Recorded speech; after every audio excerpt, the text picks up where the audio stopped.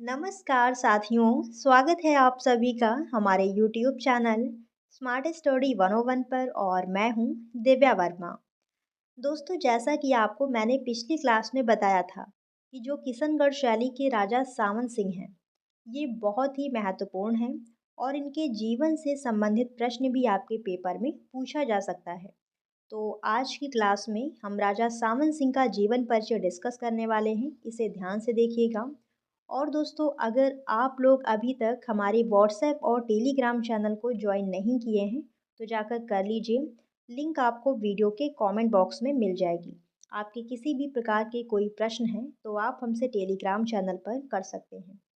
तो चलिए फिर पढ़ना शुरू करते हैं राजा सावन सिंह का जीवन परिचय।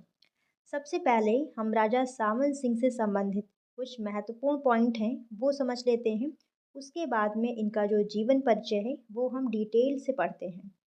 तो इनका जन्म 1699 ईस्वी किशनगढ़ राजस्थान में हुआ था और इनका उपनाम है नागरी दास। अगर आपके पेपर में राजा सावन सिंह ना लिखा हो और पूछा जाए कि नागरी दास पर टिप्पणी कीजिए या फिर नागरी दास के बारे में लिखिए, कुछ भी करके मतलब किसी भी प्रकार से प्रश्न आ सकता है, तो आप समझ जाइएगा कि नागरी दास किसका उपनाम है, राजा सावन सिंह का। और ये नाम इन्होंने खुद से ही खुद को दिया था। नागरीदास का अर्थ होता है राधा का नौकर, यानी राधा का सेवक। ये खुद को राधा का सेवक समझते थे, इसीलिए इन्होंने खुद को नागरीदास कहना शुरू कर दिया। इनके पिता का नाम है राज सिंह और इनके गुरु का नाम है श्री रणछोड़ जी।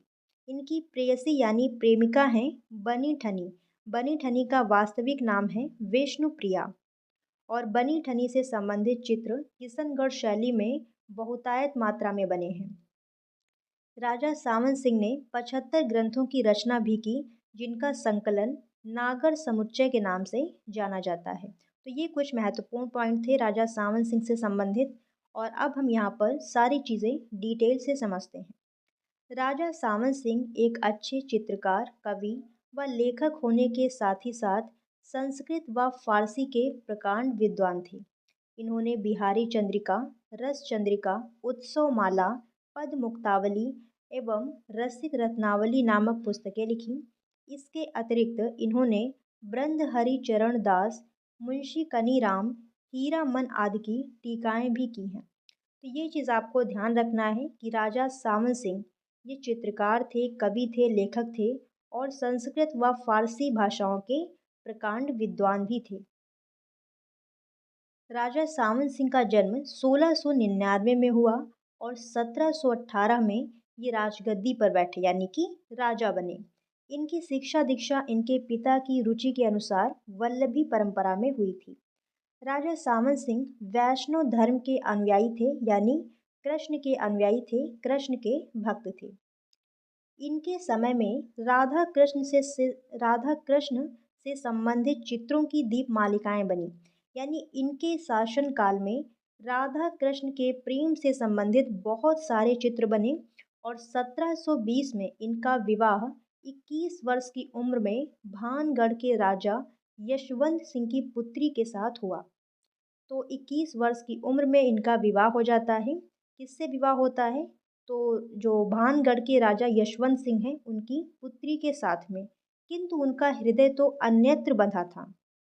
इनका विवाह तो हो जाता है, लेकिन इनका जो हृदय है या फिर ये प्रेम किसी और से करते थे। और वो और हैं कौन? तो समझिए आगे यहाँ पर कृष्ण भक्त में लीन इस कन्हैया। कन्हैया शब्द यहाँ पर राजा सावन सिंह के लिए आया है। तो राजा सावन सिंह के हृदय में एक लवलीना गायिका बनी ठनी का रूप था। ये बनी ठनी से प्रेम करते थे और इनके हृदय में कौन बसा था? बनी ठनी। बनी ठनी कौन है? इन्हें कहाँ पर मिलती हैं? तो वो चीज़ आगे समझिए। अपनी सौतेली माँ बंकावत जी के दरबार में उनका गायिका रूप इनकी आंखों में समा गया। जो राजा सावन सिंह हैं इनकी सौतेली माँ का नाम है बंकावत। इन्हीं के दरबार में जो बनी ठनी है वो वहाँ पर नृत्य गायन का कार्यक्रम करती थी। तो वहीं पर राजा सावन सिंह बनी ठनी को देखते हैं और उन पर मुग्ध हो जाते हैं। यही कोकिल कंठी बनी ठनी उनकी पासवान बनी। कोकिल कंठी का मतलब है कोयल के समान मधुर बोलने वाली जो बनी ठनी हैं वो राजा सामन सिंह की पासवान बनती हैं। पासवान का मतलब है सेविका या फिर अनुचरी। अब आगे यहाँ पर जो बनी ठनी है उनकी विशेषताएं दी हुई हैं, तो ध्यान से समझिएगा। गायिका का उन्नत ललाट, यानी जो बनी ठनी है उनका जो ललाट है, मस्तक है, वो कैसा है, उठा हुआ है। और दीर्घ नासिका, नुकीली लंबी नाक है। घने काजल में डूबे बांके अरुणाभ नयन, और उनकी जो आंखें हैं वो कैसी हैं, बहुत लंबी हैं और काजल में डूबी हुई हैं। कपोलों पर लहराती हुई अलके, कपोल यानी कि गाल, और गालों पर जो बाल की लटें हैं वो लहरा रही हैं। तिल बिंदु से शोभायमान चिबुक, चिबुक यानी कि ठुड्डी, ठुड्डी पर उनके तिल बिंदु है जो कि बहुत ही सुंदर लग रहा है, शोभायमान है। उन्नत उरोज उठा हुआ सीना, मोतियों से बदनवार की तरह सजी कनक छरी सी कामिनी के रूप लावण्य में, यानी जो रूप का सौंदर्य है उसमें जो राजा सामन सिंह हैं इन्होंने अपनी राधा को पा लिया। जो बनी ठनी हैं वो मोतियों से इस प्रकार सजी हुई हैं, इतना उन्होंने आभूषण वगैरह पहन रखे हैं कि सोने की छड़ी के समान वो सुंदर दिख रही हैं। और इसी सौंदर्य में जो राजा सामन सिंह हैं ये अपनी राधा को पा लेते हैं, यानी कि ये स्वयं को कृष्ण समझते हैं और बनी ठनी को राधा समझते हैं। और ये बनी जो किशनगढ़ शैली का यहाँ पर एक चित्र है जिसमें राधा और कृष्ण को दिखाया गया है, जिसमें जो बनी ठनी हैं उनको राधा के रूप में और जो राजा सावन सिंह हैं उनको कृष्ण के रूप में प्रस्तुत किया गया है। जो किशनगढ़ शैली है उसमें क्या है, जहाँ कहीं पर राधा कृष्ण के चित्र बने हैं या फिर नायक नायिका के चित्र बने हैं, वहाँ हर एक जगह पर राधा और कृष्ण के रूप में बनी ठनी को ही चित्रित किया गया है। अब आगे समझिए यहाँ पर, यहीं से किशनगढ़ शैली को एक नया आयाम मिला। यानी जब सावन सिंह हैं बनी ठनी से मिलते हैं, उनसे प्रेम करने लगते हैं, तो यहीं से क्या होता है, किशनगढ़ शैली एक नए मोड़ पर निकल लेती है। और राधा माधव के अनेक चित्र इस समय में बने। राधा माधव यानी कि राधा और कृष्ण के प्रेम से संबंधित चित्र बहुतायत मात्रा में बने। महाराजा सावन सिंह कृष्ण भक्ति के अनुराग में डूबे हुए थे और उन्हें राजकाज से किंचित मोह नहीं था। उन्होंने स्वयं लिखा भी है, जहाँ कलह तहाँ सुख नहीं, कलह दुखन को मूल, सबय कलह इक राज में, राज कलह को मूल। तो ये जो राजा सामन सिंह हैं ये कृष्ण की भक्ति में डूबे हुए थे और इन्हें राजकाज से बिल्कुल भी मोह नहीं रह गया था। उनका मन किशनगढ़ में नहीं लगा और वे राधा माधव की लीला स्थली वृंदावन में अपनी राधा बनी टनी के साथ चले आए। तो किशनगढ़ में उनका मन ही नहीं लगता है, राजकाज से उन्हें कोई मतलब ही नहीं रह गया था। तो वो कहाँ आ जाते हैं, राधा कृष्ण की जो लीला स्थली है यानी कि वृंदावन। तो राजा सावन सिंह अपनी बनी ठनी को लेकर वृंदावन चले आते हैं और 1763 में बनी ठनी तथा 1764 में जो नागरी दास हैं यानी कि राजा सावन सिंह गोलोकवामी हो गए, अर्थात इनकी दोनों की डेथ हो गई। वृंदावन के राधा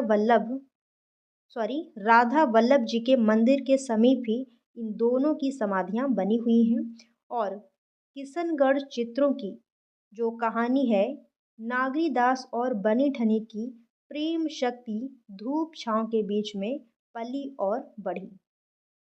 तो इस प्रकार जो आपकी किशनगढ़ शैली है उसमें बनी ठनी, राजा सामन सिंह, इनका बहुत ही महत्वपूर्ण योगदान रहता है। और एक और हैं जो कि चित्रकार हैं जिनका नाम है निहाल चंद। तो इन तीन लोगों का किशनगढ़ शैली को चरमोत्कर्ष पर पहुंचाने में काफ़ी योगदान रहता है। और ये सारी चीज़ें मैंने पिछली वीडियो में आपको बताई हुई हैं। यहाँ पर तो आपको केवल जो राजा सामन सिंह हैं उनका जीवन परिचय बताया गया है, क्योंकि यहाँ से भी प्रश्न पूछा जा सकता है। तो ये थे राजा सामन सिंह। और अगर आप लोगों को ये वीडियो पसंद आई हो तो प्लीज़ दोस्तों वीडियो को लाइक शेयर ज़रूर कीजिएगा। चैनल पर नए हों, अभी तक सब्सक्राइब ना किए हो तो जाकर कर लीजिएगा, क्योंकि हम आपके लिए इसी प्रकार की वीडियोस लाते रहते हैं। मिलते हैं नेक्स्ट क्लास में, तब तक के लिए धन्यवाद साथियों। जय हिंद।